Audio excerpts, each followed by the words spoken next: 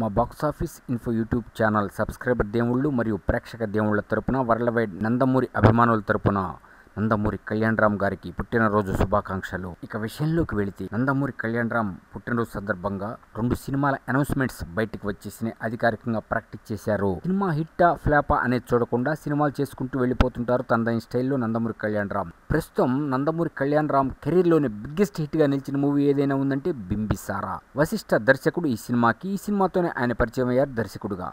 బింబిసారా 2 పట్టాలెక్కుతుందా ఎక్కదా అనుకుంటే ఎక్కింది, కానీ దర్శకుడు మాత్రం వశిష్ఠ కాదండి, అనిల్ దర్శకుడు. కళ్యాణరామ్ బర్త్డే సందర్భంగా బింబిసారా 2కి అధికారికంగా ఆమోదం తెలిపేశారు, ప్రకటన ఇచ్చారు. అంతే, ఒక్కసారి world wide Nandamuri fans alert అయిపోయారు. ఇది బింబిసారాకి సీక్వెల్ కాదు, ప్రిక్వెల్. బింబిసారా ఫ్యూచర్లోకి వస్తే ఎలా ఉంటుందనేది మనం 1లో చూసాం. ఇప్పుడు 2లో గతంలోకి వెళ్తే ఏమిటన్నది, అంటే ఆయన అక్కడి నుంచి బింబిసారుడు ఉన్నప్పటి నుంచి ఇంకా బ్యాక్కి వెళితే ఎలా ఉంటుందనేది మనం ఈ బింబిసారా 2లో చూస్తాంట. కళింగ సామ్రాజ్యంతో ఈ కథ మొత్తం ముడిపడి ఉంటుందని తెలుస్తూ ఉంది. టోటల్గా ఆ కాలంలోనే ఉంటుందిట కథ మొత్తం.